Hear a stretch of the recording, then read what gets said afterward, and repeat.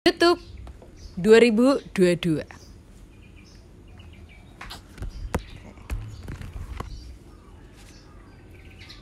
Hai Val, it's Val. Di video pertama di tahun 2022 ini, aku mau bilang terima kasih sebanyak-banyaknya untuk teman-teman yang udah support aku di tahun 2021 dan juga untuk teman-teman baru yang mungkin baru join. Hai, di tahun ini aku mau memulai dengan membuat sebuah video pengingat buat aku pribadi dan buat teman-teman semua yang lagi nonton ini.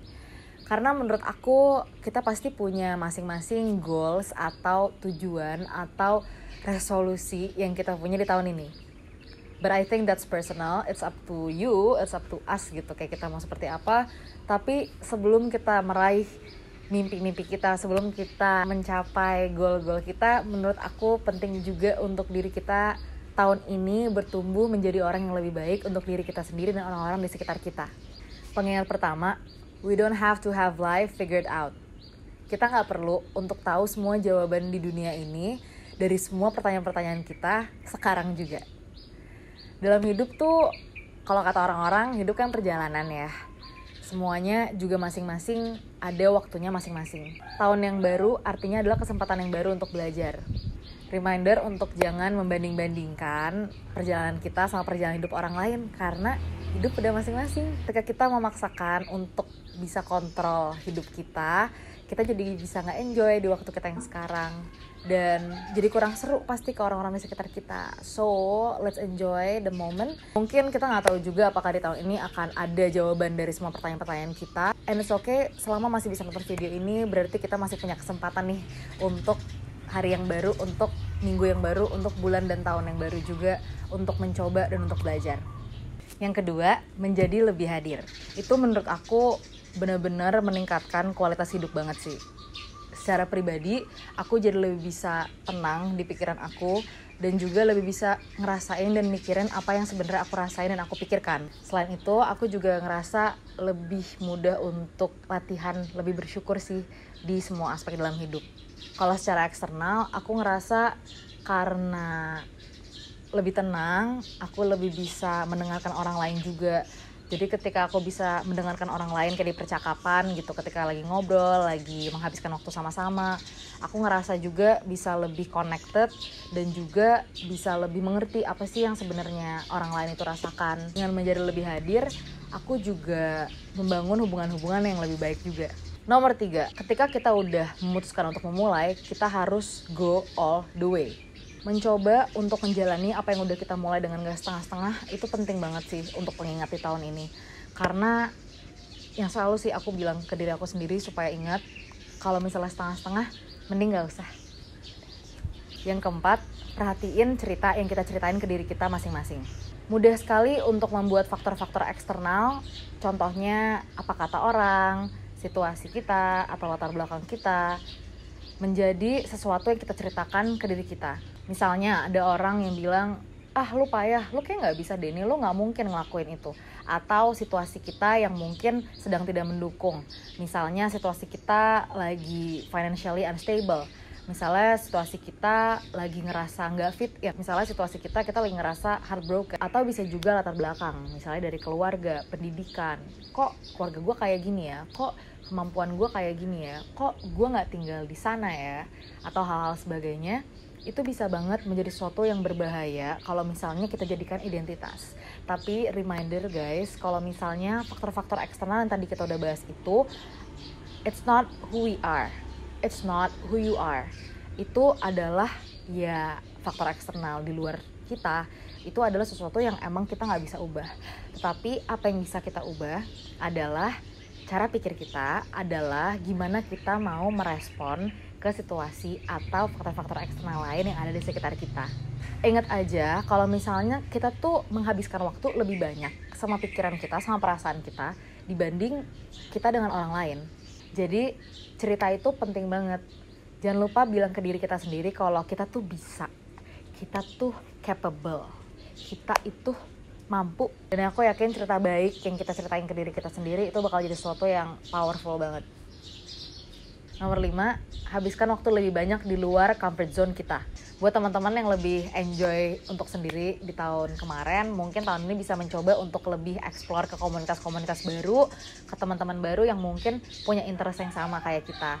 Karena menurut aku penting banget sih ketika kita lebih mengenal diri kita sendiri dan juga bisa lebih mengenal diri kita sendiri lewat orang lain juga. Dan sebaliknya untuk teman-teman yang suka rame-rame, mungkin tahun ini agak dikurangin kali ya. Maksudnya gimana caranya ngebalance juga sama diri kita sendiri, punya waktu yang cukup. Kalau kita lagi sendiri, jangan ngerasa kalau misalnya terus ntar gue ngobrol sama siapa. Kalau kamu ngerasa takut kayak gitu, jangan takut. Karena aku pun kan orang yang rada suka ngobrol gitu sama teman-teman.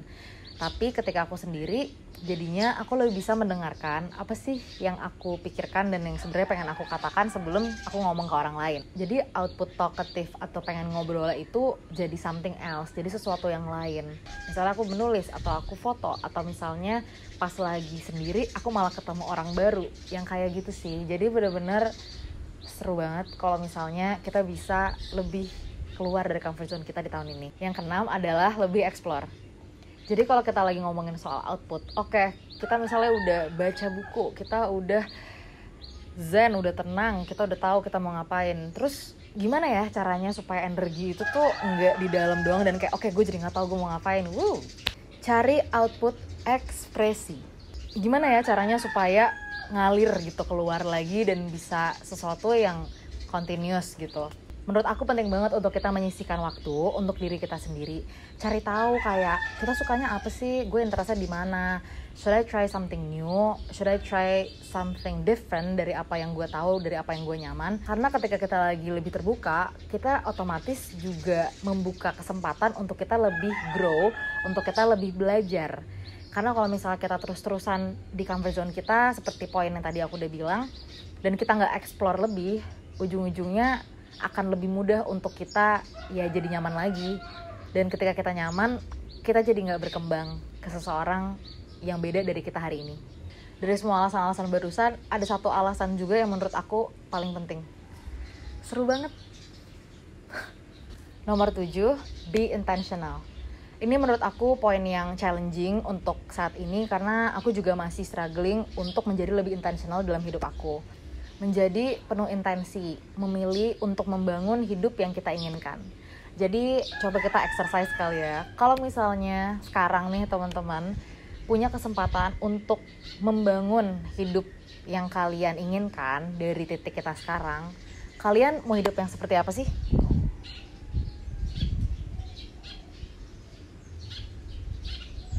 Bagus. Coba bayangin kita ada kesempatan untuk bener-bener nyobain tuh yang barusan kita pikirin. Jadi instead of jadi pinball yang kayak terus mantul gitu ke sisi-sisi di dunia, kenapa kita nggak coba mikirin, oke, what if kalau misalnya gue pengen ini, what if kalau gue pengen itu, bisa nggak ya gue emang memfokuskan diri gue ke arah kesana, jadi setiap keputusan yang gue ambil juga ngarahnya ke sana gitu.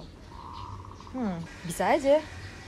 At least itu yang lagi aku coba sekarang. Jadi ayo kita coba bareng-bareng, siapa tahu ya kan.